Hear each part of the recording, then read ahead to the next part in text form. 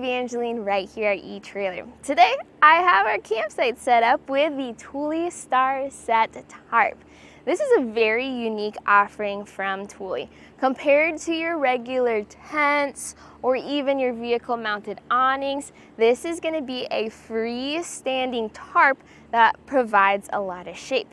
Now, I like to go camping because I like to climb in random places that are way off the beaten path. So putting this whole setup together was really interesting for me. So stick around for this video and we'll talk about some of the features that really stuck out. And I'll also give some of my tips and tricks to really make this tarp work for you. When I first heard that Thule has a tarp, I was really confused because for me, a tarp is what I use for very primitive bare bone camping, where you just tie different ends up of the tarp to trees and suddenly you now have some rain cover. But once I started putting things together, I understand the whole point now. So the main benefits you get from the Thule tarp is definitely going to be that you get a lot more shade with this, a lot of customization with the different star points, and somehow it all packs up to be a lot smaller and more compact compared to many different tents and awnings. This is really easy to just toss into your car along with all the rest of your campsite gear.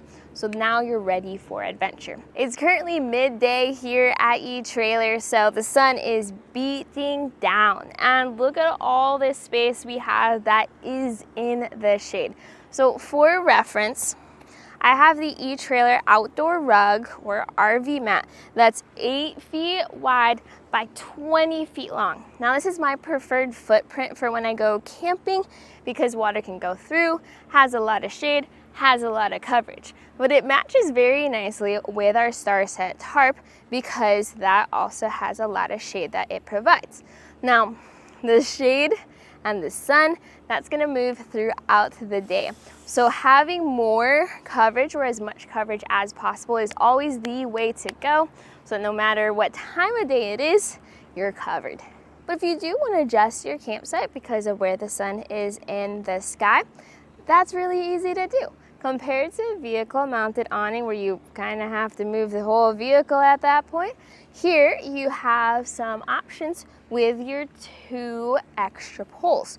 So the poles are there to give support, but you can adjust the height of the poles up and down for different amounts of shade. You can completely remove 2 of the poles if you want more of a sidewall situation, or you can move the poles around if you want to adjust where the entrances are. So it really does depend throughout the day and what your camping needs are. This can adjust with you. The material this is made of is 200D polyester. For those that shop tents and awnings, very important number because that is within the very lightweight and malleable range while still being durable. Now to add to that durability, it is coated with polyurethane.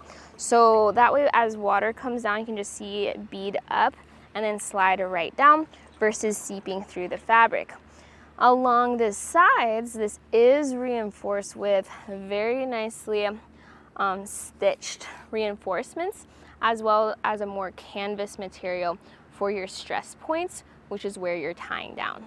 So big question there is, will this work in a rainstorm? Well, I have some tips and tricks there. If it's some extreme weather coming up like a tornado or something, definitely seek better shelter. But if it's just a quick little storm in the night, then I start doing things like lowering the poles a little bit so there's less to catch. I would really tighten down all of the guy lines, making sure there's a lot more tension than what we have here. I might even remove the 2 extra poles so that I have more side coverage. And then I just center my tent underneath the shelter. In fact, I sometimes prefer using the StarSet shelter compared to my own rainfly because a rainfly sticks so close to the tent, it gets really stuffy. But there's just nothing like the experience of being in your tent, knowing that you're sheltered by a larger tarp and hearing the sound of rain without feeling the rain while you're all snuggled up and cozy inside your tent. So I actually do recommend this for some rain situations, but again, double check the forecast, use your best judgment, and buckle down. Now it's time to set up your tarp. While there's not that many pieces to it, sometimes it can get a little confusing on which side is which, where do I put what, so I'm going to guide you through that process. You're going to have 4 poles, you're going to have your main tarp, and you're also going to have a carrying bag with some stakes and guy ropes. So we'll start with the poles. You can see at full extension, they extend pretty high up. You're gonna set up 2 of the poles along the tent fabric. And we're gonna go for the long angle here. Then you start by seeing how much space you need. So you're gonna have your tarp and you want to have it folded in half along the long angle. So coming into where we put our first pole, that will be the sides with the buckles and the more canvasy strap. So we're just gonna lay the pole here, just sitting out like this. And you can see where I have the other pole set up, just like this. And then we're not gonna lift the poles up yet, but this is gonna be a great way to stake out our stakes.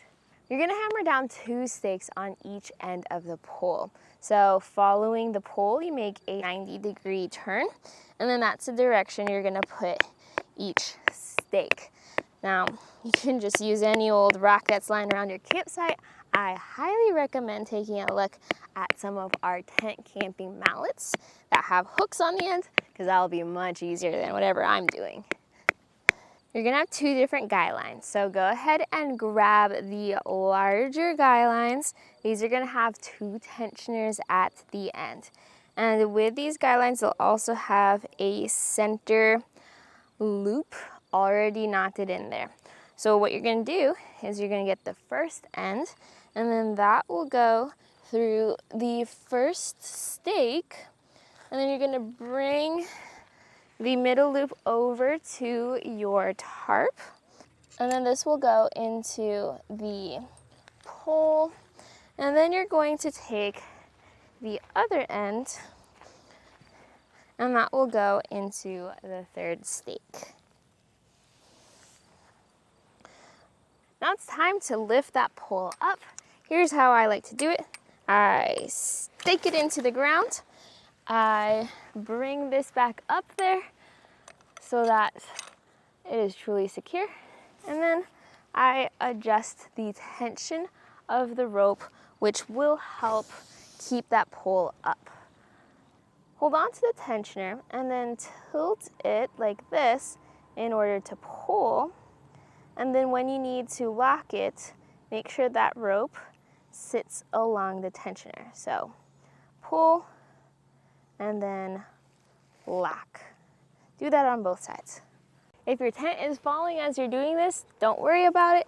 Do the same thing on the other end, and then that will help create just some extra force to pull against each other.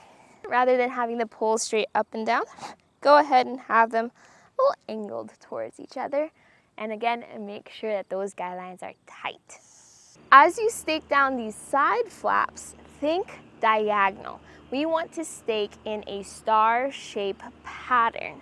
So grab the flap, and instead of looking to its partner or straight across, you're gonna look to its diagonal counterpart over towards the back. So picture that line and then follow that, and then this is where you will put your next stake.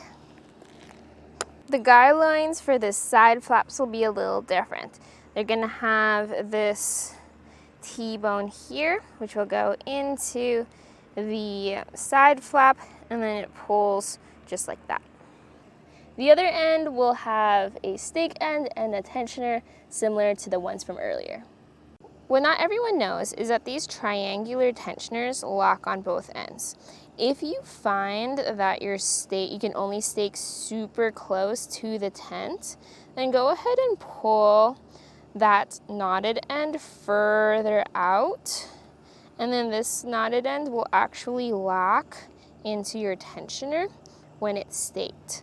So just like how the tarp end of the rope locks when you pull it tight that way, it's the same for the bottom.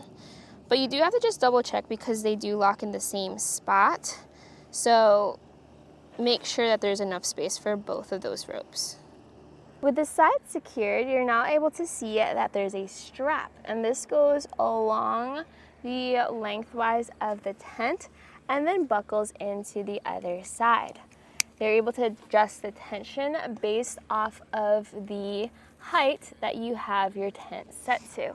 This rope adds a little bit of support to the middle, but more importantly, this is what you can hook your lights or other things to. It has different loops throughout the strap that you can utilize. You still have 2 poles left over, so you have some options here. You can either put both poles on the longer side or on both shorter sides, whichever side you think needs a little bit more height. This will go in to the pole end, and then you'll just bring this up. So go ahead and adjust your different stakes and guidelines accordingly if this is the route you want to go.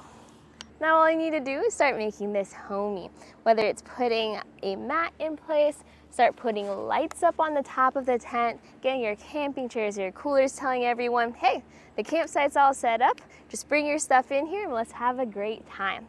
Now there's general instructions from Thule on how to get your StarSet Tarp set up.